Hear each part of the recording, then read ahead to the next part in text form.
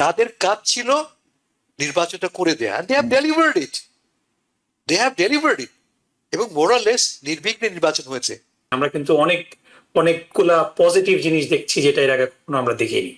আমরা দেখেছি যে জনাব তারেক রহমান সাহেব প্রধানমন্ত্রী তিনি শপথ নেওয়ার পরপরই ঘোষণা দিয়েছেন যে তার দলের কোনো এমপি ট্যাক্স ফ্রি গাড়ি নেবে না, প্লট নেবে না, এবং এটা নিয়ে বাংলাদেশে বিশাল লুটপাট হতো। বিরোধী দলীয় নেতা জনাব শফিক রহমান তার প্রথম কার্যদিবস তিনি ফজরের পরে মিরপুর এলাকাতে, তার নির্বাচনী এলাকাতে তিনি ঝাড়ু নিয়ে রাস্তা পরিষ্কার করলেন লোকজনকে নিয়ে। সো এই যে পজিটিভ কাজ করার মেসেজ, এটা কিন্তু ডেফিনেটলি একটা মানে আশা করার মতো একটা বিষয়। সম্প্রতি যে নির্বাচনটা হয়ে গেল, এখন এই নির্বাচনে অনেকেই প্রশ্ন করছেন who holds the real political mandate, কে জয়ী হয়েছেন আসলে? বাংলাদেশের ন্যাশনাল পার্টি বিএনপি নাকি রিফর্মিস্ট স্পিকার যারা আছেন তারা অ্যালাইন করছেন মোহাম্মদ ইউনূসের সাথে? প্রশ্ন এটাই আপনার কাছে প্রথম প্রশ্ন আমার। উত্তরটা খুব সোজা। কেন? এই জন্য যে জিতেছে বাংলাদেশ। প্রায় 17 বছর ধরে আমরা একটা দুঃসহ রাজনৈতিক পরিবেশনের মধ্যে বাস করছিলাম। অধিকার ছিল না, ভোট দিতে পারতাম না, কথা বলতে পারতাম না, দুর্নীতিতে মাথা থেকে পা পর্যন্ত ভরে আছে। এই 15-16 মাস পরে সকল অব্যবস্থা সত্ত্বেও মেনে নিয়েও বলছি আমরা একটা নতুন গণতান্ত্রিক পথে যাত্রা শুরু করেছি। আনসার ইজ ভেরি সিম্পল, আমরা জিতেছি, বাংলাদেশ জিতেছে, বাংলাদেশের মানুষ জিতেছে, বা যেটা শুরু করেছে। It is a beginning of a new, আমি বলেছি আপনার প্রোগ্রামে, it is a beginning of a new dawn. এই ডনটা সত্যিতে আসবে কিনা এবং তার ট্রান্সলেট হবে কিনা আমাদের কল্যাণে, তা আমরা জানি না, কিন্তু লক্ষণটা আমি বলছি। লক্ষণটা আপনি কি দেখছেন? ক্ষমতার কেন্দ্রে দুটি দল বা দুটি জোট, এবং তারা কি বলছে? আমরা একসাথে কাজ করব। অপোজিশন কি বলেছে? আমরা তো সমালোচনা করব, বাট মানুষের কল্যাণে, দেশের কল্যাণে আমরা একসাথে কাজ করব। তারেক রহমান কি বলছেন? এক্স্যাক্টলি একই কথা তিনি বলছেন। বলে এই যে শুভ ইচ্ছা উভয় পক্ষের, এর চেয়ে ভালো কি হতে পারে? আর বলে আমি খুবই আশাবাদী। আমি জানি না, কিন্তু আশা করতে তো কোনো আপত্তি নেই, আমি খুব আশাবাদী। আপনি বলছেন কে জিতলো, আপনি বুঝতে পারছি। আমি ইন্ডিয়া টুডে একটা রিপোর্ট করেছে এবং তাতে বললো, তারা বলছে যে অধ্যাপক ইউনূস জিতেছেন। কারেক্ট। ইউনূস সাহেব কেন এসেছিলেন ক্ষমতায়? তাকে নিয়ে বিস্তর সমালোচনা হয়েছে, তিনি এইসব হাতে নিয়েছেন। তার 3টা ম্যান্ডেট ছিল, বাট বেসিক ম্যান্ডেট ছিল কি? সময় মতো নির্বাচনটা করে দেওয়া। গতকাল ফখরুল সাহেব বলেছেন, তাকে প্রশ্ন করা হয়েছে ওদের ধরা হবে না, উনি বলছেন যে তাদের কাজ ছিল নির্বাচনটা করে দেয়া, they have delivered it, they have delivered it, এবং মোরালেস নির্বিঘ্নে নির্বাচন হয়েছে। Let's applaud that. আসুন তাকে অন্তপক্ষে সাধুবাদ জানাই আমরা। আমি মনে করি ইউনূস সাহেবও জয়ী হয়েছেন, এতে কোনো সন্দেহ নেই। আসল জয় হচ্ছে আমাদের। এখন প্রশ্ন হচ্ছে যে এই জয়টা আমরা ধরে রাখতে পারবো কিনা। হ্যাঁ, প্রশ্নটা সেখানেই, এবং সত্যিকার অর্থে প্রশ্ন সেখানে। কারণ এরকম আমরা দেখেছি 71 সালে যখন শেখ মুজিবুর রহমান মানে মুক্তিযুদ্ধ হয়েছিল, তারপরে আমরা সেটি আবার দেখেছি আমি বলবো এরশাদের পতনের পর দুদল আওয়ামী লীগ বিএনপি একসাথে হয়ে বিএনপি আওয়ামী লীগ ভাই ভাই, মোদের কোনো বিবাদ নেই, এই ধরনের কথা আমরা শুনেছি, কিন্তু সেটা টিকেনি।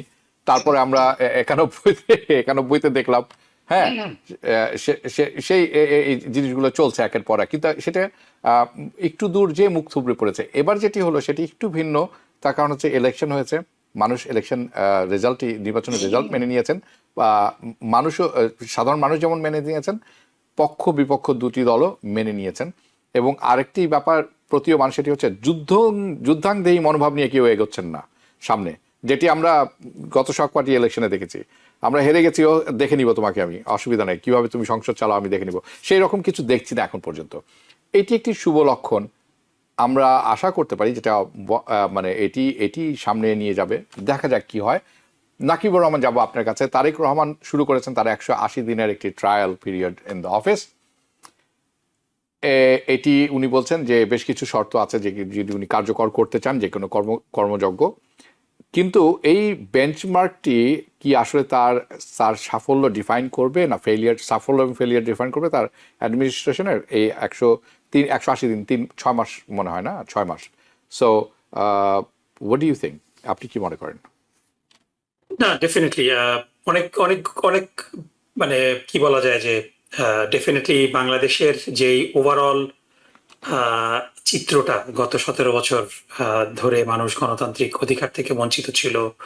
একটা সুষ্ঠু নিরপেক্ষ নির্বাচন হয়েছে, ডেফিনেটলি নির্বাচনের এক্সিকিউশন নিয়ে কিছু প্রশ্ন তো থাকবেই, এটা সবসময় থাকে। Election commission will sort that out. এবং সাথে সাথে আমরা কিন্তু অনেকগুলা, যেটা হাসান ফেরদৌস ভাই বলছেন, আমরা কিন্তু অনেকগুলা পজিটিভ জিনিস দেখছি যেটা এর আগে কখনো আমরা দেখিনি। আমরা দেখেছি যে জনাব তারেক রহমান সাহেব প্রধানমন্ত্রী, তিনি শপথ নেওয়ার পরপরই ঘোষণা দিয়েছেন যে তার দলের কোনো এমপি ট্যাক্স ফ্রি গাড়ি নেবে না, প্লট নেবে না, এবং এটা নিয়ে বাংলাদেশে বিশাল লুটপাট হতো। সো এটা একটা খুবই পজিটিভ একটা বিষয় এবং এটা অ্যাপ্লোড করার মতো একটা বিষয়। তারপরে তিনি দেখলাম যে গতকালকে অফিসে যাওয়ার সময় সাধারণ মানুষের সাথে তিনি ট্রাফিক সিগন্যালে দাঁড়িয়েছিলেন। এটাও কিন্তু একটা it's a break from tradition, এবং এটা এটা অ্যাপ্লড করার মতো। তারপরে তিনি মন্ত্রী পরিষদের বৈঠক তিনি বলেছেন যে সচিবালয়তে করবেন, কারণ সেখান থেকে সবার জয়েন করাটা ইজি।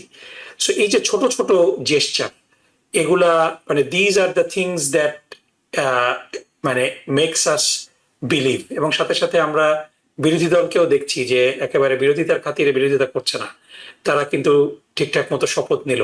বিরোধী দলীয় নেতা জনাব শফিক রহমান তার প্রথম কার্যদিবস তিনি ফজরের পরে মিরপুর এলাকাতে, তার নির্বাচনী এলাকাতে তিনি ঝাড়ু নিয়ে রাস্তা পরিষ্কার করলেন লোকজনকে নিয়ে। সো এই যে পজিটিভ কাজ করার মেসেজ, এটা কিন্তু ডেফিনেটলি একটা মানে আশা করার মতো একটা বিষয়। এবং we have to give them time, কারণ বাংলাদেশ একেবারে দুর্নীতিতে একেবারে নিমজ্জিত ছিল। সো ওভারঅল সবকিছু পরিবর্তন হয়ে যাবে এটা আমি মনে করি না। আমি মনে করি যে ইট উইল টেক টাইম, এবং যে 180 দিনের কিংবা 100 দিনের একটা সময় আমাদেরকে দিতে হবে। এবং এই সময়ের মধ্যে যদি তারা কোনো কাজ করতে ব্যর্থ হয়, ডেফিনেটলি এটা নিয়ে সমালোচনা হবে। যেমন সবচেয়ে বড় যেটা চ্যালেঞ্জ এখন হচ্ছে সেটা হলো যে জুলাই চার্টারটা নিয়ে বিএনপির অবস্থানটা কি। তারা সংবিধান সংস্কার কমিশন মানে জাতীয় পরিষদের শপথ কিন্তু সদস্য হিসাবে শপথ নেয়নি। সো এটা কি অটোমেটিক্যালি জুলাই সনদকে রিজেক্ট করা কিনা, এটা নিয়ে আমাদের মধ্যে একটা ক্ল্যারিটি হবে। বাট ইট মানে এট দ্য সেম টাইম কিছু কিছু জেস্টার যে নিয়ে যেরকম আমরা আশা বেঁধেছি, সাথে সাথে এই যে গণপরিষদের শপথ না নেওয়া, এটা নিয়েও কিন্তু আমরা একটু বলি যে এটা কেন করছে। কারণ গণভোটের মাধ্যমে হ্যাঁ ভোট জয়যুক্ত হয়েছে ওভারওয়েলমিং মেজরিটি নিয়ে। সুতরাং এটা নিয়ে আপত্তি থাকতে পারে, we can talk about that, কিন্তু এটাকে আউটরাইট রিজেক্ট কি করা হচ্ছে কিনা এটা ইট শুড বি বোঝার দরকার। এই জিনিসগুলা নিয়ে আমার মনে হয় যে এগুলা নিয়ে আমরা কথা বলবো, এবং কথা বলার সে সুযোগটা তৈরি হয়েছে। সো এটা যেন সংঘর্ষের পর্যায়ে চলে না যায়, এবং সবার একে অপরের ভালো কাজগুলোরও প্রশংসা করাটা দরকার।